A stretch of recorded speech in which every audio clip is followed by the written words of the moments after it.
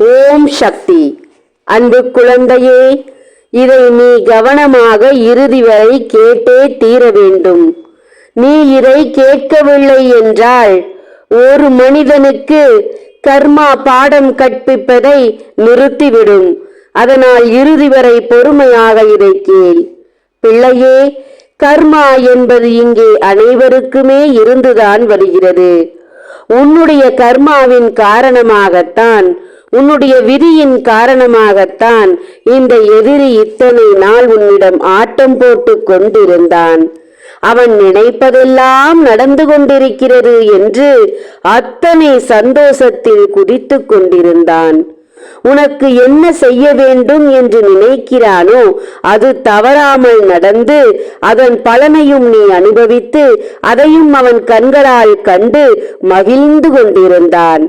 அந்த கர்மா அவனுக்கு இல்லை என்று அவன் நினைத்து விட்டான். இதுதான் மிகப்பெரிய தவறு பிள்ளையே.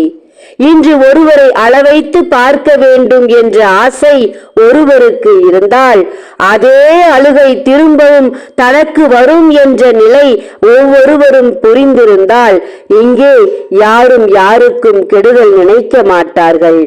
ஆனால் இங்கே யாரும் அதை பற்றி சிந்திக்க கூட நேரம் இல்லாமல் ஒருவரை கெடுக்கும் பணியில் ஈடுபட்டு அதன் வேகத்தில் ஓடிக்கொண்டிருக்கிறார்கள்.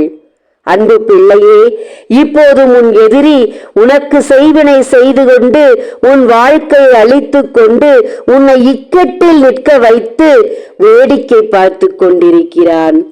நாலாபுறமும் உனக்கு செல்லும் வழி இல்லை என்று, எந்த வழியில் நான் செல்வேன், எந்த வழியில் சென்றால் என் வாழ்க்கைக்கு உதவியாக இருக்கும், ஏன் எனக்கு கதவுகள் இல்லாமல் இருட்டுக்குள் அடங்கி இருக்கிறேன் என்று நீ வருத்தப்படுவதை பார்த்து மகிழ்ந்து கொண்டிருக்கிறான். ஆனால் யானைக்கும் அடிசருக்கும் அல்லவா அந்த சறுக்கு இப்போது அவனுக்கு வந்துவிட்டது. முதலாவதாக அது ஏன், எப்படி, எதனால், யாரால் என்பதை உன்னிடத்தில் தெளிவாக சொல்ல வேண்டும் என்றுதான் இந்த நேரத்தில் வந்திருக்கிறேன். நீ இதை கேட்க வேண்டும். நீ உன் செவிகளால் இதை கேட்கும் போதுதான் அவனுடைய கர்மா அங்கே அவனுக்கு வேலை செய்யும் என்றதால் உன் செவிகளில் இதை சேர்க்க வந்தேன் உன் தாய். தங்க பிள்ளையே, அவன் வீட்டில் இருக்கும் அவனுடைய துணை இப்போது அவனுக்கு எதிராக மாறிவிட்டது. எத்தனை நாள்தான் பொறுமையாக இருப்பார்கள்?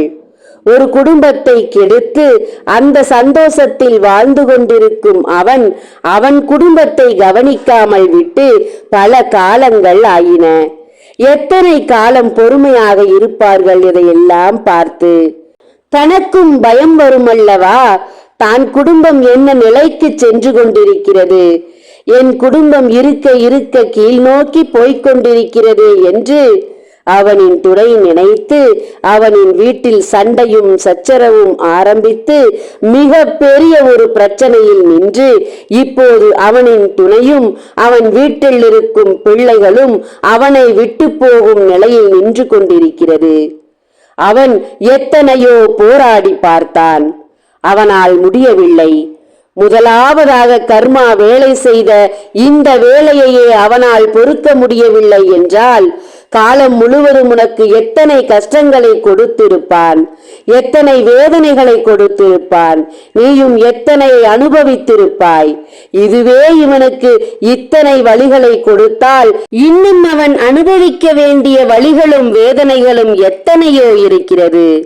முதலாவதாக கொடுத்த இந்த வழியை தாங்க முடியாமல் அவன் குடும்பத்தில் இருப்பவர்களிடம் நான் வீட்டிற்கு திரும்பி வரமாட்டேன், நான் இந்த உலகத்தை விட்டே செல்ல போகிறேன், எனக்கு இந்த வாழ்வே வெறுத்து விட்டது என்று அவன் கர்மா முதலாவதாக அவன் வாயிலிருந்தே அந்த வார்த்தையை வரவைத்து விட்டது.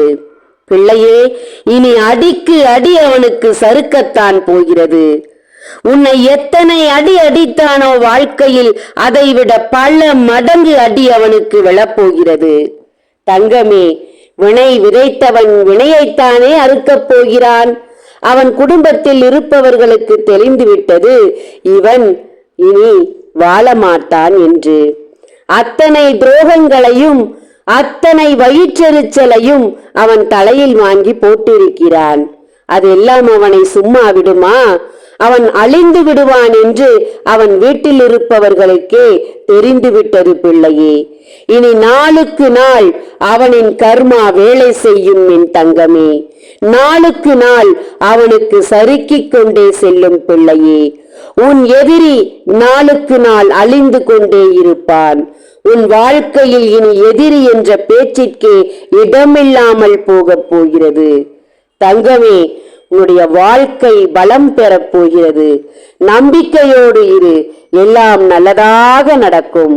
உன் எதிரியை அழிப்பதற்கும் உன் வாழ்க்கையில் துரோகிகள் பகையாளி என்று யாரும் வராமல் இருக்கவும், உன் வாழ்வில் இருக்கும் அத்தனை துன்பங்களையும் துளைத்து எறியவும் உன் தாய்க்கு விருப்பப்பட்ட காணிக்கையை அனுப்பு. உன் வாழ்வு செழிக்கும். அன்பு பிள்ளையே, உன் தாய் கைகளில் வைத்து காத்திருக்கும் 48 நாள் பூஜையில் வைத்த எந்திரங்களையும் சாம்பராணியும் ஆண் பெண் உருவத்தையும் சத்தியநாராயணா படத்தையும் இந்த நேரத்தை பயன்படுத்தி வாங்கி பூஜைகளை செய்து பரிகாரங்களை செய்து உன் எதிரியை ஒழித்துவிடு. ஓம் சக்தி. நன்றி.